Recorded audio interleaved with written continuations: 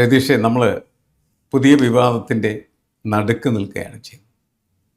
നമുക്ക് കേരളത്തിൽ നമ്മുടെ സിനിമാ സംഘടനയായ അമ്മ വിവാദമല്ലാത്തത് എന്തെങ്കിലും നിർമ്മിച്ചിട്ടുണ്ടോ എന്ന് ചോദിച്ചാൽ ഇല്ല എന്നാണ് തോന്നുന്നത്.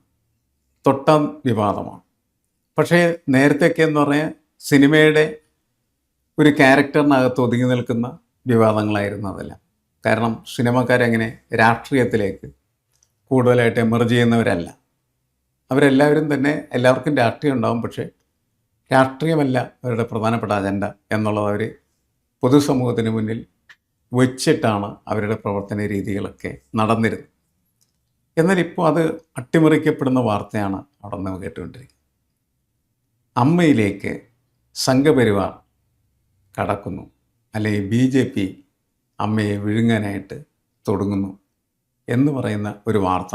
അത് മാത്രമല്ല, അദാനിയെ പോലെയുള്ള വൻ കോർപ്പറേറ്റ് വഴിയാണ് അത് നടപ്പിലാക്കാനായിട്ട് ശ്രമിക്കുന്നത് എന്നും പുറത്തു വരുന്ന വാർത്തകൾ സൂചിപ്പിക്കുന്നു. എന്താണ് അതിൻ്റെ ഉള്ളുകള്ളുകൾ എന്ന് പറയുന്നത്? അല്ല, ഇതിൽ ഇപ്പം എനിക്ക് വലിയ അത്ഭുതമില്ല. കാരണം മാഷ് ഇത് നമ്മളിപ്പോൾ ശ്രദ്ധിച്ചു നോക്കിയിട്ടുണ്ടെങ്കിൽ ഇപ്പോൾ ഹിന്ദിയിൽ എങ്ങനെയാണ് അവർ ആധിപത്യം നേടിയത് എന്ന് പറയുന്നത് അവരുടെ ഒരു സാംസ്കാരികമായിട്ടുള്ള ആധിപത്യം നേടിയേക്കുകയാണ്. ഇപ്പം ഏറ്റവും ഒടുവിൽ അവിടെ ദുരന്തർ എന്ന് പറയുന്ന ഒരു സിനിമ വന്നു. ആ സിനിമയിൽ പോലും പറയുന്നത് ഈ നോട്ട് നിരോധനമൊക്കെ വന്നത് നന്നായി, കാരണം അല്ലെങ്കിൽ ഏതാണ്ട് 60,000 കോടി രൂപയിലധികം കള്ളപ്പണം ഇന്ത്യയിലേക്ക് വരുമായിരുന്നു. അപ്പോൾ അതറിഞ്ഞത് കൊണ്ട് പെട്ടെന്ന് തന്നെ ഇത് നടപ്പിലാക്കിയതാണ് നോട്ട് നിരോധനം എന്ന് പറയുന്നൊരു കാര്യമുണ്ട്. അപ്പോൾ ഇത് മാഷ്ക്ക് ഇപ്പോൾ ഞാൻ പറയേണ്ട കാര്യമില്ല, പക്ഷേ പ്രേക്ഷകർക്ക് വേണ്ടി പറയുകയാണ്. ഇപ്പോൾ ഫാസിസത്തിൻ്റെ എല്ലാ കാലത്തും ഉള്ളൊരു പരിപാടി എന്ന് പറയുന്നത് പലപ്പോഴും ഹിറ്റ്ലറുടെ കാലത്ത് സിനിമകളിലൂടെ അവർ വലിയ തോതിൽ ഈ പ്രചരണം നടത്തിയിരുന്നു. കേരളത്തിലേക്കൊക്കെ അത് വന്നിട്ട് ഒരുപാട് കാലമായി എന്നാണ് ഞാൻ വിചാരിക്കുന്നത്. ഇപ്പോൾ പല ഉണ്ണി മുകുന്ദൻ്റെയൊക്കെ ചില സിനിമകൾ അല്ലെങ്കിൽ അത്തരത്തിലുള്ള കാര്യങ്ങളൊക്കെ തന്നെ അവരുടെ ഒരു സാംസ്കാരികമായിട്ടുള്ളൊരു അധിനിവേശമാണ് അതിലൂടെ നടപ്പിലാക്കിയിട്ടുള്ളത്. ഇപ്പം കുറച്ചുകൂടി അവർക്ക് ധൈര്യം വന്നിരിക്കുന്നു, എക്സ്പ്ലിസിറ്റായി അത് സംഘടനയിലേക്ക് കൂടി കയറിയിരിക്കുന്നു എന്നേ ഉള്ളൂ. ഇപ്പോൾ അവരുടെക്ക് മാഷ് വിചാരിക്കുന്നുണ്ടാവും മോഹൻലാലിൻ്റെയൊക്കെ വ്ളോഗ് എഴുത്തുകൾ ഒക്കെ ഉണ്ടായിരുന്നു. ഈ വ്ളോഗ് എഴുത്തുകളൊന്നും വെറുതെ ഉണ്ടായതല്ല. അതുപോലെ നരേന്ദ്രമോദിക്ക് അദ്ദേഹം ഈ നമ്മുടെ ഇവിടെ 1 ഗ്രാം സ്വർണം വിൽക്കുന്നവരുടെ ഇന്ന് മേടിച്ച് ഒരു വലിയ സമ്മാനം കൊടുക്കുന്ന രംഗമൊക്കെ ഉണ്ട്. അപ്പോൾ ഇതൊന്നും വെറുതെ ഉണ്ടാവുന്നതല്ല. കാരണം ഇത്തരത്തിലുള്ള വലിയ വലിയ ആളുകൾ അവരുമായിട്ട് സംഘപരിവാർ ഒത്തുനിൽക്കുന്നു എന്ന് പറയുമ്പോൾ ഉണ്ടാകാവുന്ന ഒരു മൈലേജ് ഉണ്ട്. ആ മൈലേജാണ് അവർ ഏറ്റവും ആദ്യം ലക്ഷ്യമിട്ടത്. അത്തരത്തിലുള്ളൊരു ഘട്ടം അവർ യഥാർത്ഥത്തിൽ വീണ്ടും പിന്നിട്ട് കഴിഞ്ഞു. ഇനിയിപ്പോൾ അടുത്ത ഘട്ടം എന്ന് പറയുന്നത് ഇത്തരത്തിലുള്ള കൾച്ചറലി ആളുകളെ സ്വാധീനിക്കാൻ കഴിയുന്ന കാര്യങ്ങളെ മൊത്തമായിട്ട് പിടിക്കുക എന്നുള്ളതാണ്. ആ പിടിക്കുന്നതിൻ്റെ ഭാഗമായിട്ടാണ് യഥാർത്ഥത്തിൽ ഇപ്പോൾ ഈ കഴിഞ്ഞ തവണ AMMയുടെ കുടുംബസംഗമം എന്ന് പറയുന്ന പരിപാടി സ്പോൺസർ ചെയ്തത് നന്ദകുമാറാണ്. ഒരു ക്ഷേത്രം 75 ലക്ഷം രൂപ കൊടുത്ത് എന്തിനത് സ്പോൺസർ ചെയ്യുന്നു എന്ന് നമ്മൾ വിചാരിക്കണം. അതിൽ തന്നെ മാഷ് അറിയേണ്ടത് വലിയൊരു ആരോപണമുണ്ട്. 1 കോടി രൂപയാണ് പറഞ്ഞത്, പക്ഷേ 25 ലക്ഷം രൂപ കാണാനല്ല, ലാസ്റ്റ് വന്നപ്പോൾ അത് 75 എന്നാണ്. എന്ന് പറഞ്ഞാൽ ഇതിനിടയ്ക്ക് നിന്ന് ആളുകൾ കമ്മീഷൻ മേടിക്കുന്നുണ്ട്. അപ്പോൾ ഇത്തരത്തിൽ പണമൊഴുകി പിടിക്കാവുന്നൊരു മേഖലയാണ് AMM എന്നുള്ളത് ഏതാണ്ട് അവർക്ക് വെളിവായതുകൊണ്ട് അവരങ്ങനെ പിടിക്കും എന്നുള്ളത് തന്നെയാണ് ഞാൻ വിചാരിക്കുന്നത്. അതിൻ്റെ ഭാഗമായിട്ടാണ് ഒരു ആരോപണം വന്നത്. 15 കോടി രൂപ ഈ AMMയിലേക്ക് അദാനി കൊടുക്കാമെന്ന് പറഞ്ഞു. അദാനി കൊടുക്കാമെന്ന് പറഞ്ഞെങ്കിൽ അദാനി ഈ ആളുകളുടെയൊക്കെ വിചാരം എന്ന് പറയുന്നത് അദാനിയുടെ ഒരുപാട് പണമുണ്ട്, അതുകൊണ്ട് അദ്ദേഹം ഇതുപോലെ കൊടുത്തു കൊടുക്കുമെന്നാണ്. അങ്ങനെയല്ല. അദ്ദേഹം കൃത്യമായി 1 രൂപ ചിലവഴിക്കുന്നുണ്ടെങ്കിൽ അതിനൊരു 10 രൂപയുടെ നേട്ടം കണ്ടായിരിക്കും ചിലവഴിക്കുക. അപ്പോൾ അത് കൃത്യമായിട്ട് അങ്ങനെ തന്നെയാണ്. പിന്നെ ഏറ്റവും അടുത്ത പ്രധാനപ്പെട്ട കാര്യം മാഷക്ക് ഓർമ്മയുണ്ടല്ലോ, ഈ 2020 സ്ഥാനാർത്ഥികൾ എവിടെ നിന്നാണ് വന്നതെന്ന് നമ്മളൊന്ന് ആലോചിച്ച് നോക്കിയത്. 2020 സ്ഥാനാർത്ഥികൾ ഇപ്പം AMMയുടെ എക്സിക്യൂട്ടീവ് മെമ്പറായിട്ടുള്ള എല്ലാവരും തന്നെ ഏതാണ്ട് സ്ഥാനാർത്ഥികളായിരുന്നു. അത്ര സീറ്റ് ഇല്ലാത്തതുകൊണ്ടാണ്. ലക്ഷ്മി പ്രിയ, അതുപോലെ അഞ്ജലി, നിരവധി ആളുകൾ സ്ഥാനാർത്ഥികളായി. അത് 2020 എന്ന് പറയുന്നതേ ഒരു പ്രത്യേക ഘട്ടത്തിൽ BJPയിലേക്കുള്ള റിക്രൂട്ടിംഗ് സെൻറ്ററായി മാറി. അതാണല്ലോ യഥാർത്ഥത്തിൽ സംഭവിച്ചത്. കാരണം നേരിട്ട് BJPയിലേക്ക് കയറുന്നതിൽ ബുദ്ധിമുട്ടുള്ളവർക്ക് എന്ത് ചെയ്യാം, ഈ ഇടത്താവളം വഴി കയറാം, അല്ലാത്തവർക്ക് നേരിട്ടും കയറാം. അപ്പോൾ ഈ തെരഞ്ഞെടുപ്പ് കാലഘട്ടത്തിൽ 2020 NDAയുടെ പാർട്ടായി മാറിയപ്പോൾ ഇങ്ങനെയുള്ള ആളുകൾ 2020 വഴിയാണ് BJPയിലേക്ക് എത്തിച്ചേർന്നത്. അത് വളരെ ബോധപൂർവമായിട്ടുള്ള ശ്രമം തന്നെയായിരുന്നു. അല്ല, അത് തന്നെ ഇപ്പോൾ മാഷ അറിയേണ്ടത്. ഇപ്പോൾ ലക്ഷ്മി പ്രിയ എന്ന് പറയുന്ന അവർ നേരത്തെ തന്നെ ഒരു സംഘപരിവാർ അനുകൂല ഒരു കുലസ്ത്രീയൊക്കെ നിലപാടുള്ള ഒരാളുകളാണ്. അപ്പോൾ സ്വാഭാവികമായിട്ടും ഈ BJP സത്യത്തിൽ കേരളത്തിൽ BJPയുടെ ഒരു കൾച്ചറലി അവർ വളരെ സാംസ്കാരികമായിട്ടുള്ളൊരു അധിനിവേശം അവർ ഓൾറെഡി നടത്തി കഴിഞ്ഞു. അവരുടെ 50% പണി കഴിഞ്ഞിരിക്കുന്നു. ആ പണി കുറച്ചുകൂടി ഒന്ന് ആക്സിലറേറ്റ് ചെയ്യാൻ വേണ്ടിയിട്ട് ഉപയോഗിക്കാവുന്ന ഏറ്റവും പ്രധാനപ്പെട്ട ടൂൾ എന്ന് പറയുന്നത് സിനിമയാണ്, സിനിമാക്കാരുമാണ്. അതിനു വേണ്ടിയിട്ടാണ് നടത്തിയിട്ടുള്ളത്. ഭാഷ പറഞ്ഞ പോലെ 2020 വഴി കയറുമ്പോൾ മറ്റൊരു സൗകര്യം കൂടിയുണ്ട്. കാരണം ഇതിന്റെ പുറകിലുള്ള ഏതെങ്കിലും തരത്തിലുള്ള ഫിനാൻഷ്യൽ ഡീലിങ്ങുകൾ ഉണ്ടെങ്കിൽ അത് നടപ്പാക്കാൻ കേപ്പബിൾ ആയിട്ടുള്ള ഒരാളാണ് കിറ്റക്സ് സാബു ഒക്കെ തന്നെയുള്ളത്. അപ്പോൾ അത്തരത്തിലുള്ള ആളുകളെ കൂടി കൂട്ടുപിടിച്ചുകൊണ്ട് ഒരു സൈഡിലൂടെ ഒരു എൻട്രി എങ്ങനെ വരുന്നു എന്ന് ചോദിച്ചാൽ അവർ യഥാർത്ഥത്തിൽ എൻ ഡി എയുടെ കാൻഡിഡേറ്റ് ആണ് എന്ന് പറഞ്ഞാൽ ബി ജെ പിയുടെ തന്നെ കാൻഡിഡേറ്റ് ആണ് എന്നുള്ളതിലൊക്കെ അവതരിപ്പിക്കപ്പെട്ടു. ഇപ്പോൾ വന്നേക്കുന്ന ആരോപണം എന്താണെന്നറിയോ? ശ്വേത യഥാർത്ഥത്തിൽ ഈ AMMയുടെ പ്രസിഡന്റ് ആയിരുന്ന ശ്വേത 2 കോടി രൂപ ഒരു പാർട്ടിയിൽ നിന്ന് കൈപ്പറ്റിയിരിക്കുന്നതാണ് സ്ഥാനാർത്ഥികളെ കൊടുക്കാൻ. നമുക്കറിയില്ല ശരിയാണോ ഇല്ലയോ എന്ന്. അപ്പൊ യഥാർത്ഥത്തിൽ ഇത് സംഭവിക്കില്ല എന്ന് നമുക്ക് ഉറപ്പിച്ച് പറയാൻ കഴിയുന്ന ഒരു കാര്യമേ അല്ല.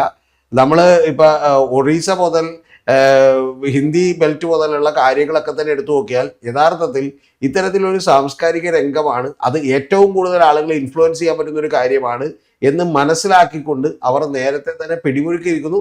കുറച്ചുകൂടി കഴിഞ്ഞപ്പോൾ അത് കുറച്ചുകൂടി എക്സ്പ്ലിസിറ്റ് ആയി കുറച്ചുകൂടി പ്രകടമായി മുന്നോട്ട് വന്നിരിക്കുന്നു എന്ന് മാത്രം നമ്മളിതിനെ കണ്ടാൽ മതി. അല്ലാതെ ഇപ്പോൾ ഇതിൽ വലിയ അത്ഭുതങ്ങളൊന്നും പ്രതീക്ഷിക്കേണ്ട ആവശ്യം ഇല്ല.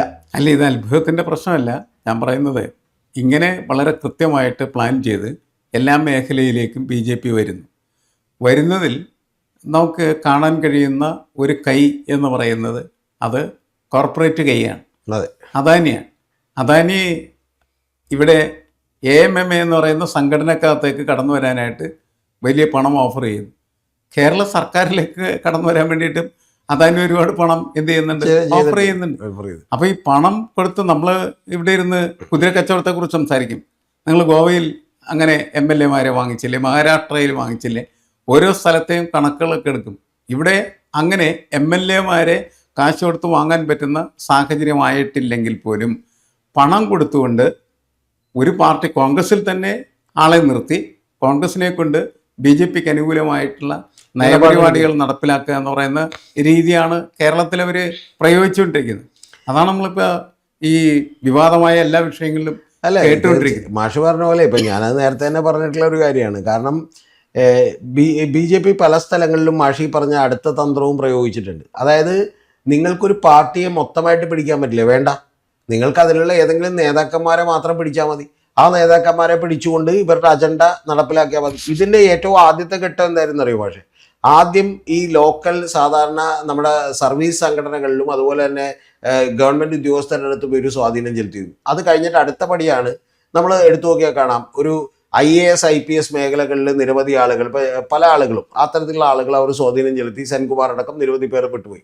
അപ്പോൾ അടുത്ത പടി എന്ന് പറയുന്നത് യഥാർത്ഥത്തിൽ ഒരു രാഷ്ട്രീയത്തിലേക്കുള്ള പ്രമുഖരായിട്ടുള്ള ആളുകളുടെ കൂടി സ്വാധീനം വരുത്തുക. ഇനി മാഷ് പറഞ്ഞ പോലെ MLA-മാരെ വില കൊടുത്ത് മേടിക്കാൻ പറ്റാത്തൊരവസ്ഥ കേരളത്തിലുണ്ട് എന്നുള്ളത് യാഥാർത്ഥ്യമാണ്. പക്ഷെ ഞാൻ വിചാരിക്കുന്നത് അത് ഏതാണ്ട് ഒരു 2031 അതും കൂടി മാറുമെന്നാണ്. കാരണം ഇപ്പം യഥാർത്ഥത്തിൽ എന്താ സിറ്റുവേഷൻ, ഒരു 30,000-40,000 വോട്ടുകൾ BJPക്ക് കിട്ടുന്ന നിരവധി സ്ഥലങ്ങളുണ്ട്. അപ്പോൾ അവിടേക്ക് നിങ്ങളൊരു 15,000 വോട്ട് കൂടി പിടിക്കാൻ പറ്റുന്ന ഒരാളായി നിങ്ങൾ വന്നാൽ നിങ്ങൾക്ക് ജയിക്കാം. നേരത്തെ അങ്ങനെ ജയിക്കാൻ പറ്റുന്ന ഒരു സാധ്യത ഇല്ലായിരുന്നു. പക്ഷെ ഇപ്പം അങ്ങനെ ജയിക്കാൻ പറ്റുന്ന ഒരു സാധ്യത ഉണ്ട്.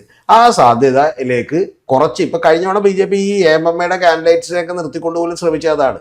കാരണം ഒരു പൊതുജനങ്ങൾക്ക് സ്വീകാര്യരായ കുറച്ച് ആളുകളെ കൂടി പിടിച്ചു നിർത്തിയിട്ടുണ്ടെങ്കിൽ ആ വോട്ട് കൂടി ഇങ്ങോട്ട് സമാഹരിക്കാൻ പറ്റുമോ, ഞങ്ങൾക്ക് കുറച്ചുകൂടി നേട്ടം ഉണ്ടാക്കാൻ പറ്റുമോ എന്നുള്ളതാണ്. അപ്പോൾ ആ നേട്ടം ഉണ്ടാക്കാൻ പറ്റുന്നത് ഞാൻ വിചാരിക്കുന്നത് അടുത്ത തവണ കോൺഗ്രസ് സംബന്ധിച്ച് വലിയൊരു പ്രശ്നവും കൂടി അടുത്ത തവണയുണ്ട്. അതെന്താണെന്ന് വെച്ചാൽ കോൺഗ്രസ് മത്സരിക്കുന്ന 90ഓളം വരുന്ന സീറ്റുകളിൽ ഏതാണ്ട് കഴിഞ്ഞ ഇപ്പം 62-63 സീറ്റിലും ജയിച്ചു. ഇനിയിപ്പോൾ അവർ ആ സീറ്റുകളിൽ വേറൊരാൾക്ക് മത്സരിക്കാൻ വേണ്ടി നോക്കണ്ട. ഇനി ബാക്കിയുള്ള 30 സീറ്റുകളേ ഉള്ളൂ. അത് മിക്കവാറും ഒരു കാരണവശാലും കിട്ടാൻ സാധ്യതയില്ലാത്ത സീറ്റുകളാണ്.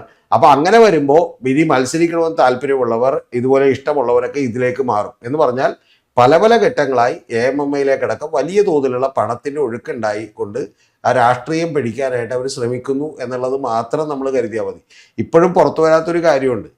ഈ കോടികളൊക്കെ ഓഫർ ചെയ്യപ്പെട്ടപ്പോൾ എന്താണ് തിരിച്ചു ചോദിച്ചത്?